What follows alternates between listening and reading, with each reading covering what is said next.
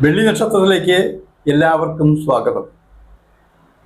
ഈ എപ്പിസോഡ് മലയാള സിനിമയിൽ കൊലപാതകം ചെയ്ത് 57 ദിവസം സെൻട്രൽ ജയിലിൽ കിടന്ന ഒരു നടനെ കുറിച്ചാണ്. അപ്പോൾ നമ്മൾ ചോദിക്കും, അങ്ങനെയും ആൾക്കാർ ഇവിടെ ഉണ്ടോ? ഇവിടെ ഏതെല്ലാം തരത്തിലുള്ള ആൾക്കാരുണ്ട്. പക്ഷെ ഒരുപാട് കൊലപാതകമാവുന്നത് എന്തിനാണ്? സാഹചര്യം കൊണ്ടാണോ? വേറെ വല്ല പ്രതികാരം കൊണ്ടാണോ? ഇതൊന്നും നമുക്കറിയില്ല. പക്ഷെ ഞാൻ ഈ അടുത്ത കാലത്താണ് ഈ നടനെ കുറിച്ച് ഇങ്ങനെ അറിയാൻ കാരണം. നടൻ പേര് പറയാൻ കുഴപ്പമൊന്നുമില്ല, നമ്മുടെ അഡ്വക്കേറ്റ് ബാബുരാജാണ്.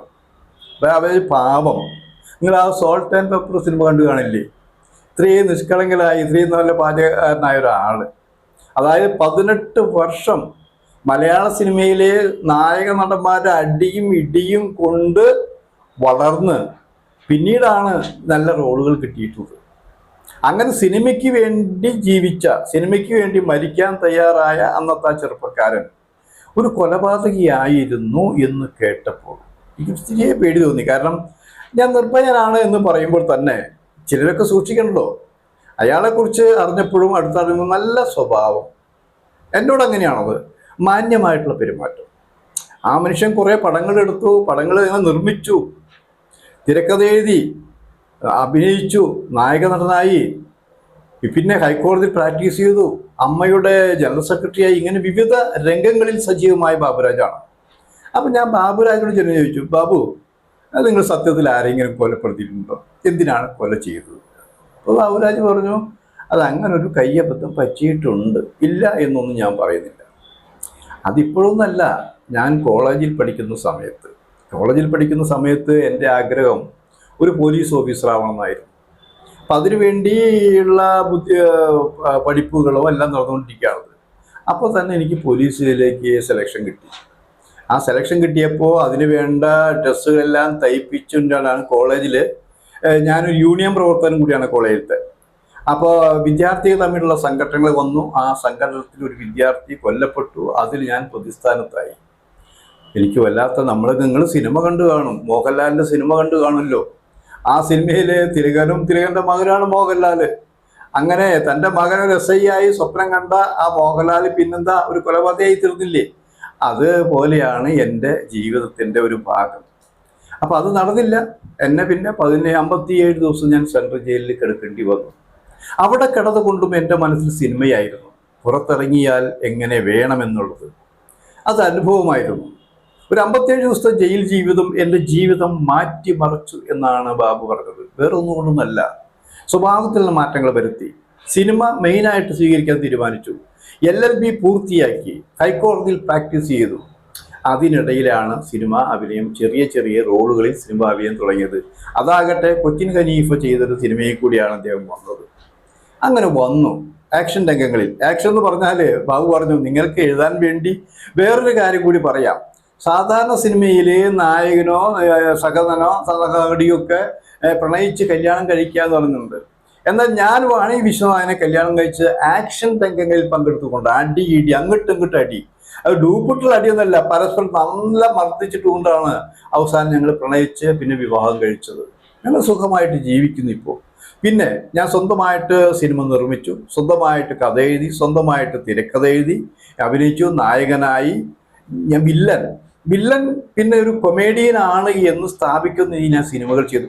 അതൊരു സത്യമാണ് കേട്ടോ. നമ്മൾ മലയാള സിനിമ ഒന്ന് പരിശോധിച്ച് നോക്കുകയാണെങ്കിൽ നമ്മുടെ വില്ലന്മാർ, അതിക്രൂരമായ വില്ലന്മാർ, അല്ല ഇപ്പോൾ ബാലയ്ക്ക നായരെടുത്തോട്ടെ, ജനാർദ്ദൻ എടുത്തോട്ടെ, KPS തന്നെ ആയാലും, കൊച്ചിൻ ഹനീഫി ആയാലും, അങ്ങനെ നിരവധി പേരെടുത്താലും പിന്നീട് അവർ മലയാള സിനിമ കണ്ട ഏറ്റവും ബെസ്റ്റ് കൊമേഡിയൻസായി മാറി എന്ന് നമുക്ക് മനസ്സിലാക്കാൻ കഴിയും. അപ്പോൾ ഒരാളിൽ വിവിധ തരത്തിലുള്ള അഭിനയ മോഹവും അഭിനയ ശേഷിയും ഉണ്ടെന്ന് ആലോചിക്കണം. അങ്ങനെ ബാബു ഒരു നല്ല നിലവാരമുള്ള നടനായി തീർന്നു. അതിനിടയിലാണ് അമ്മയുടെ ജനറൽ സെക്രട്ടറി ആയത്. ആ ജനറൽ സെക്രട്ടറി സ്ഥാനത്തിരുന്നു കൊണ്ട് എന്തെല്ലാം ചെയ്യാൻ കഴിയുമോ അതൊക്കെ ചെയ്തു. അതൊരു സത്യം മാത്രമാണ്. ഇപ്പം ഇതിനിടയിൽ ബാബുവിന് ഒരു അമിതമായൊരു കോൺഫിഡൻസ് ഉണ്ടായിരുന്നു. കഴിഞ്ഞ വർഷം നടന്ന താരസംഘടനയിലെ തിരഞ്ഞെടുപ്പ്, ആ തെരഞ്ഞെടുപ്പ് തീർച്ചയായിട്ടും താൻ ജയിക്കുമെന്നുള്ള വിശ്വാസവും കുറേ ആർട്ടിസ്റ്റുകളുടെ സഹകരണവും അത് കിട്ടിയെങ്കിലും അവസാനം നടികൾ തന്നെ ആകട്ടെ പ്രധാനപ്പെട്ട ഭാരവാഹികൾ വരേണ്ടത് എന്നുള്ള ഒരു അടിയൊഴുക്ക് തീരുമാനത്തിൻ്റെ പേരിലാണ് ബാബുവിന് തോൽക്കേണ്ടി വന്നത്. പക്ഷെ ബാബു പറഞ്ഞ തോൽവിയും ജയമൊക്കെ ജീവിതത്തിൽ ഞാൻ കണ്ടിട്ടുള്ളതാണ്. ഞാൻ 57 ദിവസം കൊലപാതകയായി ജയിലിൽ കിടന്നിട്ടുള്ളതാണ്. ഇതൊക്കെ ജീവിതത്തിൻ്റെ ഒരു അനുഭവങ്ങളാണ്. ആ അനുഭവങ്ങളുമായിട്ട് മുന്നോട്ട് പോകും. ഞാൻ ക്രൂരനോ വില്ലനോ ഒന്നുമല്ല, ഞാനൊരു നല്ല മനുഷ്യനാണ് എന്നാണ് ബാബു പറഞ്ഞത്. ഇത്രയും കാര്യങ്ങൾ എനിക്ക് ഈ ബാബുവിനെ കുറിച്ച് അറിയാമെങ്കിലും മറ്റൊരു ചില കാര്യങ്ങൾ നമ്മൾ മനസ്സിലാക്കേണ്ടതുണ്ട്. സിനിമാ രംഗത്ത് പലരും നിഷ്കളങ്കരാണ്. പലരും ഈ ഈ പദവിയിൽ ഇരുന്നു കൊണ്ട് പിന്നെ അവർക്ക് പല പടങ്ങളും കിട്ടാതെ ആവുന്നു.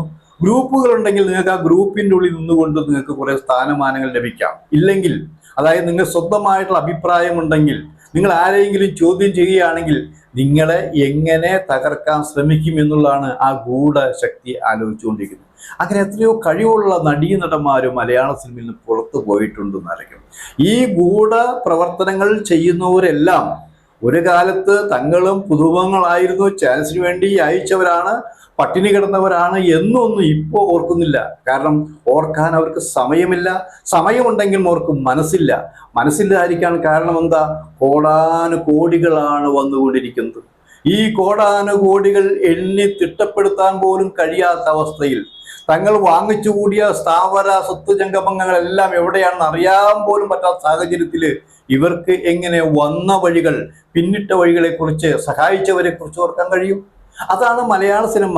അപ്പോൾ ചോദിക്കും, മലയാള സിനിമയിൽ മാത്രമാണോ ഇതെന്നുള്ളത്? മലയാള സിനിമയിൽ മാത്രമല്ല, എല്ലാ ഭാഷാ സിനിമകളിലും മുഖത്ത് ചായം തയ്ക്കുന്നവരാണോ അവർക്കെല്ലാം ഇത്തരത്തിലുള്ള സ്വഭാവങ്ങൾ ഉണ്ടായിട്ടുണ്ട്, ഇപ്പോഴുമുണ്ട്, ഇനിയും ഉണ്ടാകും എന്നുള്ള കാര്യം സംശയമില്ല. എനിക്ക് അന്നും ഇന്നും ഒരു കാര്യമേ പറയാറുള്ളൂ. ഏത് നല്ല നടനായാലും ഏത് വലിയ നടിയായാലും ഇവരൊക്കെ തങ്ങൾ ഇത്രയും കോടികൾ വാങ്ങുമ്പോൾ ഈ കോടികളുടെ ഒരു വിഹിതം സംസ്ഥാന സർക്കാരിന് കിട്ടേണ്ടതാണ്. അപ്പൊ സർക്കാരിനെ പറ്റിച്ചുകൊണ്ടാണ് പലരും കോടാനുകോടികൾ സമ്പാദിച്ചുകൊണ്ടിരിക്കുന്നത്. ഇവരെതിരെ ആക്ഷൻ ഇല്ല, ഇവരെതിരെ അന്വേഷണമില്ല എന്നുള്ളതാണ്. അപ്പോ അവർക്ക് അവരുടെ കുടുംബം, അവരുടെ സ്വത്ത് എങ്ങനെയുണ്ടാക്കുക? ഇപ്പൊ നമ്മൾ കണ്ടില്ല, ഏറ്റവും പുതിയതായിട്ട്, ഞാൻ ഇതൊക്കെ നിങ്ങൾ എന്തിനാ പറയുന്നത് ചോദിക്കും. ഏറ്റവും പുതിയതായിട്ട് ഒരു നിർമ്മാതാവ് പറഞ്ഞത് 7 കോടി രൂപ പറഞ്ഞിട്ട് 20 കോടിയോളം രൂപ ചെലവഴിക്കേണ്ടി വന്നു എന്നുള്ളതാണ്. അതിനെക്കുറിച്ച് വിശദമായ റിപ്പോർട്ട് നമ്മൾ വേറെ കൊടുക്കും. അപ്പോൾ വന്ന കൂട്ടത്തിൽ ഏറ്റവും പുതിയതാണ്, ഏത് വഞ്ചിക്കപ്പെട്ടാൽ ആ വഞ്ചിക്കപ്പെടുന്നവന്റെ നിയമ നടപടിയിലേക്ക് നീക്കൊണ്ട് ശിക്ഷ ഇപ്പോൾ ഉണ്ട് പല രംഗത്തും. എന്നാൽ സിനിമയിൽ മാത്രം അതില്ല. സിനിമയിൽ എങ്ങനെ ആരെ വേണമെങ്കിലും നിങ്ങൾക്ക് വഞ്ചിക്കാം. വഞ്ചിച്ചാലും നിങ്ങൾ ചോദ്യം ചെയ്യാനില്ല. കാരണം ഈ മാറി മാറി വരുന്ന സർക്കാരുകളെല്ലാം ഈ സിനിമാക്കാർക്ക് ഇഷ്ടപ്പെട്ടവരാണ്, സിനിമാക്കാരെ സംരക്ഷിക്കുന്നവരാണ് എന്ന് ആലോചിക്കണം. അതിന് ഉദാഹരണങ്ങൾ നിരവധി ഇവിടെ ഉണ്ട്. അതൊന്നും നമ്മൾ ശ്രദ്ധിക്കാറില്ല, നമ്മൾ പോകാറില്ല. പറഞ്ഞു വന്നത് നമ്മുടെ അഡ്വക്കേറ്റ് ബാബുരാജിനെ കുറിച്ചാണ്. ബാബുരാജ് ഇപ്പോഴും സിനിമയിൽ സജീവമാണ്. പുതിയ പുതിയ പദ്ധതികളുമായിട്ട് അയാൾ സിനിമയിലേക്ക് വലിയ രീതിയിൽ വരാൻ പോവുകയാണ്. അവിടെ ആരോടും അയാൾക്ക് പരാതികളില്ല എന്നുള്ളതാണ്. ഇങ്ങനെ പരാതികളില്ല എന്ന് പറയുമ്പോഴും സ്വന്തം കുടുംബത്തെ ചേർത്ത് പിടിച്ചുകൊണ്ട് പുതിയ പുതിയ പരിപാടികളുമായി കൊണ്ട് ബാബു മുന്നോട്ട് പോയിക്കൊണ്ടിരിക്കുന്നു. എങ്ങനെ? ഏറ്റവും എനിക്ക് അറിവ് കിട്ടിയ രീതിയാണെങ്കിൽ വാണി വിശ്വനാഥും ഇദ്ദേഹവും തമ്മിൽ ഏറ്റവും ഒരു ജോഡിയായിക്കൊണ്ട് ഒരു action, full length action cinema വരാൻ പോകുന്നു. അങ്ങനെ ബാബുരാജിൻ്റെ ഒരു പുതിയ സിനിമ, ഭാര്യയും ഭർത്താവുമായി, നായകനും നായികമായി ഫുൾ ലെങ്ത് ആക്ഷൻ. കാരണം നിങ്ങൾക്ക് സ്ക്രീനിൽ നിന്ന് കണ്ണെടുക്കാൻ പറ്റാത്ത രീതിയിലുള്ള ഒരു ആക്ഷൻ സിനിമ പ്ലാൻ ചെയ്തുകൊണ്ടിരിക്കുകയാണെന്നാണ് ഏറ്റവും പുതിയ റിപ്പോർട്ട്.